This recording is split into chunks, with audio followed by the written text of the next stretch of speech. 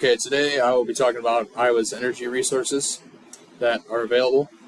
So, the question I took over was what energy resources are available in Iowa. Some of the non-renewable resources that are available in Iowa are coal. Iowa makes up about 25.4% for coal. There is a total of 9 power plants in Iowa, according to the research I have done. And then another non-renewable available resource was natural gas. Natural gas, that consumes up to about 9.2% of how much of the energy resources that are available in Iowa. And then on to renewable energy. One of the big renewable energies in Iowa is wind. It's got a pretty high number with 62% of Iowa's usage. There's a lot of counties in my area that usually have windmills on farms because farmers sign a contract that the windmill companies can put windmills on their farms. So I think there's like 4 counties around me that all have windmills, and most of the farmers usually agree to put windmills on their farms because it's not only better for the environment, and they get a yearly check for having windmills on their farm because they run right through the crops. And then another main renewable energy would be solar. Pretty low, 0.94%. I see very few solar panels. I don't have any around me within a 30-mile radius of my house, but I've seen a few up here kind of by Decorah, on the way to Decorah from Calmer. From what I've researched, it's too expensive. That's what a lot of people say, but I don't know. I mean, a lot of the big cities probably have them more than out in the country. And then another renewable energy would be hydroelectric. That makes up about 5% nowadays. From when I researched, it was a very common thing in the past. It's not very common anymore. So I don't know why it's not really common anymore. I don't know if it's just because it's not an easy renewable resource to take advantage of, like a windmill is, The energy available is according to the website I looked at, it's divided up in 4 sections of use. Industrial being 41%, so like basically the coal plants that's basically under industrial. Transportation is about 2%. With petroleum, people, they use 2/3 of that for fuel, whether that's diesel or gas. With residential being at 22%, and then commercial being at 15%. Next, I'm going to talk about the main non-renewable resource, coal, in depth, basically. So, coal is delivered from trains from Wyoming. They directly deliver it to power plants around the state of Iowa. As you can see here on the map, the red dots are power plants. They're like main areas of where coal is delivered. The usage has doubled since 1976.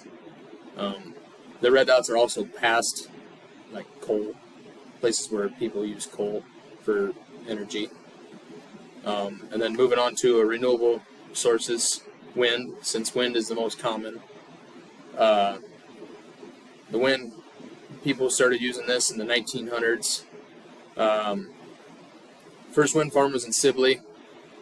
They started at 65 kilowatts, and then they went from 65 kilowatts to 600 kilowatts now.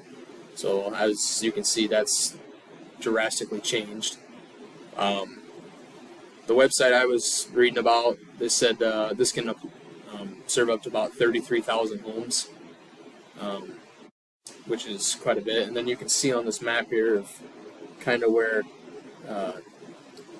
the 4 major wind regions blow across Iowa. As you can see, kind of in northwest Iowa, there's more. You see a lot of windmills up there. I'm kind of in western Iowa. We got quite a few windmills down there, but then you can also see in southeast Iowa there's not as much winds. So I mean, there's still going to be windmills, but you can kind of see where the most common areas of windmill are going to be because of the wind regions blowing across Iowa. And then I took part on how could Iowa better utilize their resources. One way, to me, is we need to have more renewable resources. Such things as solar. One of my partners is going to talk about solar, but we need to use more solar, and then we need to put an increase in wind energy. Wind energy, I mean, it's pretty common. So, I mean, if it works, why not just keep doing it? And you can see on this graph the wind energy levels just increasing, as we go. So you can see in 2010 we were really low, but hydroelectric was high. But as you can see, hydroelectric's going down and wind's going up. So obviously it's the most popular. And then, like I said, we need to slowly build solar power. I get it. People may think it's expensive, but it's still it'll help, and it's a big advantage. So that's my presentation. Hello, my name is Casey Seidler, and I'll be presenting you underutilized energy sources in Iowa.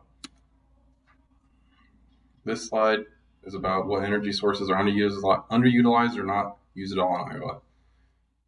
We are one of the states that don't produce crude oil, as we've drilled for it before, but we didn't produce enough to make it worthwhile at just a couple barrels, and then with no proven oil reserves. Like, by proven I mean not having a reserve that we can produce enough oil to fill that reserve, and then we use less natural gas, gasoline, and nuclear power than the rest of the country. Here's just the sources we underutilize. Solar energy is barely used, but is slowly increasing due to it having a very expensive upfront cost, but in the long run, it's proven to be cheaper and people are starting to use it. You'll see it more and more around.